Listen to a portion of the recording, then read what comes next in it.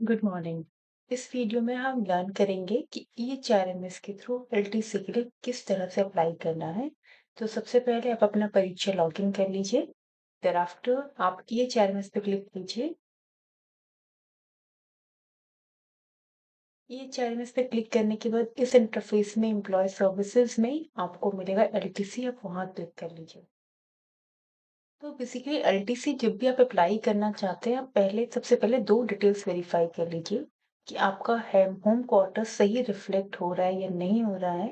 Because in certain cases अभी हमें report किया गया कि कुछ एम्प्लॉय के केसेस में होम टाउन ब्लैंक रिफ्लेक्ट हो रहा है, so they are unable to apply for LTC.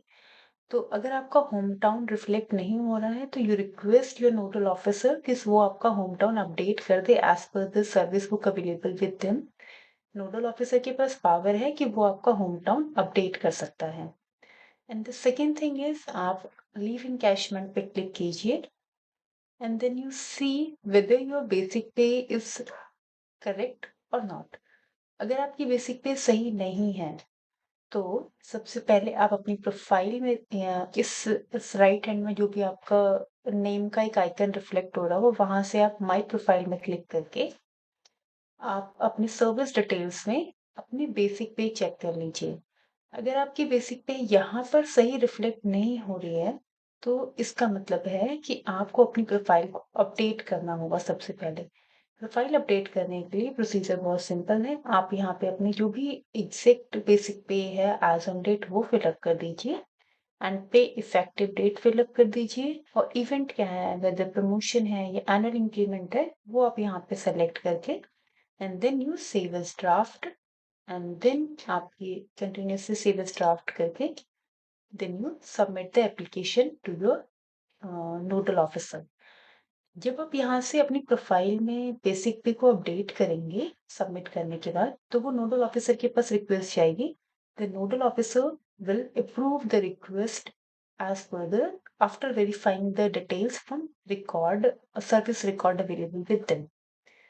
In case आप अगर आपका प्रोफाइल में बेसिक पे आपकी सही रिफ्लेक्ट हो रही है, राइट, ये बेसिक पे यहाँ पे आपकी सही रिफ्लेक्ट हो रही है, बट द इश्यू इज जब आप एलटीसी के लिए अप्लाई कर रहे हैं तो वहां पे लीव इनकैशमेंट में जाने के बाद आपकी बेसिक पे सही नहीं आ रही है। इसका मतलब है प्रोफाइल में आपकी अपडेट हो चुकी है बेसिक पे, लेकिन एलटीसी मॉड्यूल में आपकी बेसिक पे अभी भी सही रिफ्लेक्ट नहीं हो रही है।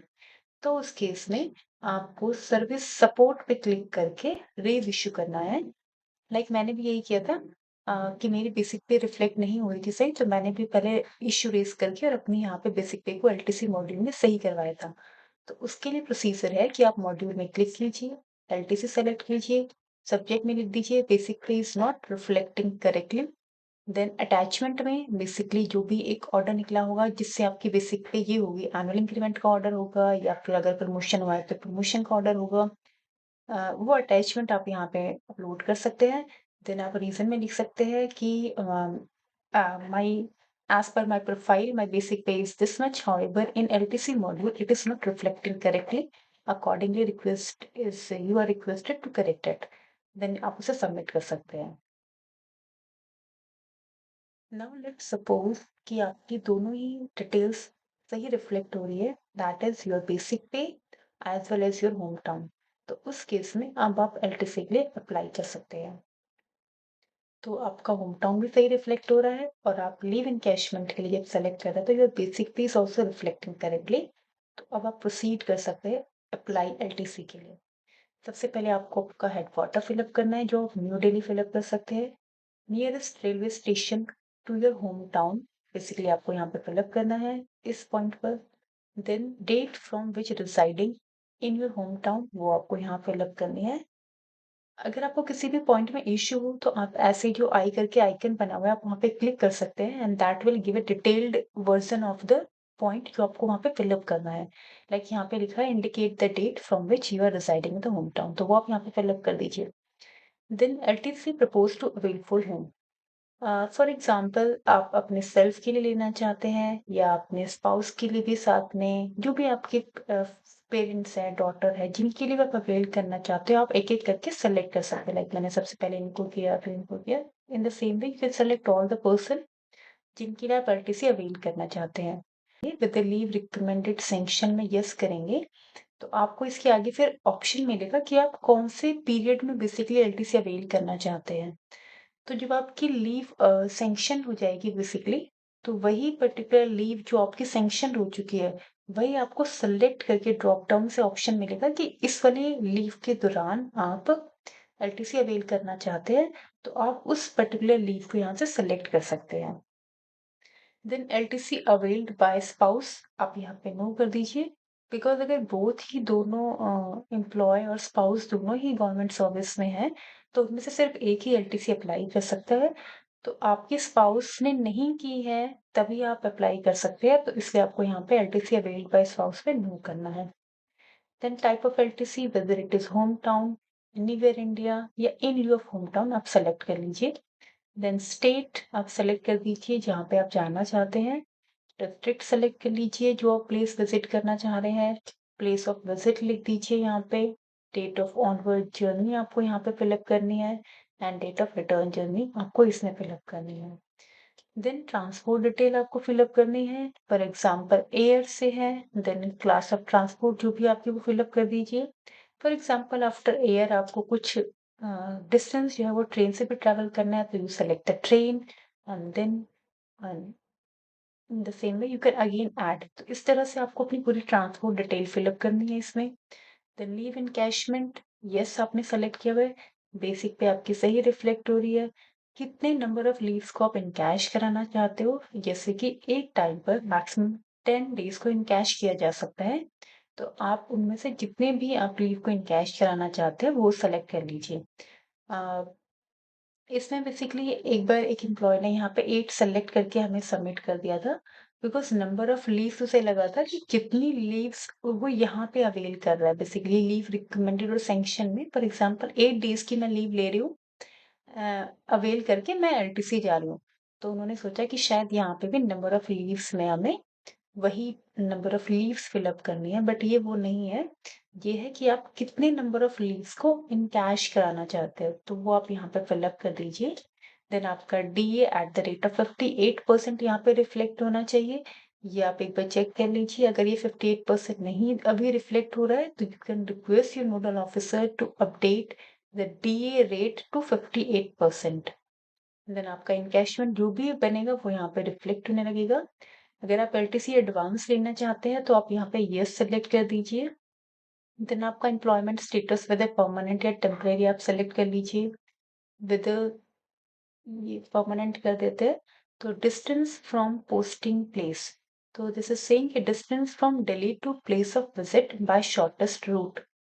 जिस भी प्लेस पे आप विजिट करना चाह रहे हैं उसका दिल्ली से क्या शॉर्टेस्ट रूट है, वो आप यहाँ पे डिस्टेंस इन किलोमीटर्स फिलअप कर दीजिए।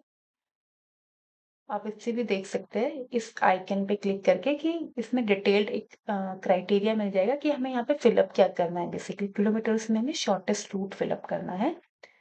देन नियरेस्ट रेलवे स्टेशन और airport where government servant intend to visit, तो जहाँ भी आप जाना चाहते हैं वहाँ का नियरेस्ट या रेलवे स्टेशन या एयरपोर्ट आप यहाँ पे फिलअप कर दीजिए।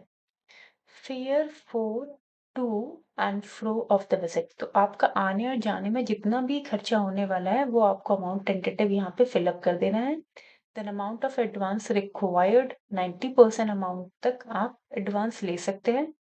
तो फॉर एग्जांपल मैंने यहाँ पे मेरे बताया कि खर्चा 1 लाख का आएगा, तो उसमें से 90,000 अमाउंट में एडवांस क्लेम कर सकती हूँ, तो अपना अमाउंट ऑफ एडवांस यहाँ पे लिख दीजिए। Then expected fair, for example मैंने यहाँ पे बताया कि मेरा इस फेयर जो है इसमें जो फेयर लगेगा वो 1 लाख है, तो उस 1 लाख के पूरे मुझे स्क्रीनशॉट्स यहाँ पे अटैच करने एक्सपेक्टेड फेयर के, so that dealing hand can process your request. आप प्लीज मेक श्योर ये स्क्रीनशॉट्स आप यहाँ पे जरूर अटैच कर दीजिए ताकि आपकी एप्लीकेशन को प्रोसेस करने में कोई डिले ना हो। Otherwise, dealing hand will request you, will return your request to upload all the documents, you have to provide all the fair screenshots. तो इट्स बेटर कि जब आप अप्लाई करें तभी आप अपनी एक्सपेक्टेड फेयर के स्क्रीनशॉट्स यहाँ पे अटैच कर दीजिए। thereafter आप ये सबमिट कर दीजिए application and it will go to the dealing hand for further process. तो अगर आप इंडिविजुअली फैमिली मेंबर्स के लिए अप्लाई कर रहे हैं तो आपको लीव एज सच इसमें कुछ फिलअप नहीं करनी होती है। हाउएवर जब गवर्नमेंट एम्प्लॉय के लिए अप्लाई करते हैं तो ऑटोमेटिकली हमारे पास ऑप्शन होता है, आ जाता है लीव रिकमेंडेड और सैंक्शनड का, जो हमें यस करके एंड देन पर्टिकुलरली उन पर्टिकुलर लीव्स को सेलेक्ट करना होता है जिनमें हम एलटीसी अवेल करना चाहते हैं। इसमें एक और लिखा हुआ है कि deemed approved leaves are not applicable for availing LTC. For example कोई गवर्नमेंट एम्प्लॉय सैटरडे संडे को मर्ज कर रहा है और वो सिर्फ मंडे की सीएल ले रहा है और उसने सीएल अप्लाई कर दी, बट बेसिकली सीएल में एक क्लॉज होता है कि आफ्टर सम डेज वो ऑटोमेटिकली, अगर उसके रिपोर्टिंग ऑफिसर ने अप्रूव नहीं भी किया तो वो डीम्ड अप्रूव्ड हो जाती है। तो अगर ऐसा केस है कि मंडे को उसने सीएल ली, वो ऑफिसर ने अप्रूव नहीं की बट डीम्ड अप्रूव्ड हो गई उसकी सीएल, तो उस केस में वो उस मंडे के दिन एलटीसी अवेल नहीं कर पाएगा, because here it is clearly written in note that deemed approved leaves are not applicable for availing LTC। तो प्लीज मेक श्योर जब भी आप एलटीसी पे जाना चाहते हैं तो आप अपनी लीव्स को अपनी लीव्स अप्लाई करने के बाद अपने रिपोर्टिंग ऑफिसर से अप्रूव करवाइए रिक्वेस्ट करके, सो दैट वो डीम्ड अप्रूव्ड वाले क्राइटेरिया में फॉल ना हो। अदरवाइज आपको इसमें एलटीसी अप्लाई करने के लिए उस पर्टिकुलर पीरियड में आपको एलटीसी अप्लाई करने के लिए अलाउ नहीं करेगा ये सिस्टम। Thank you.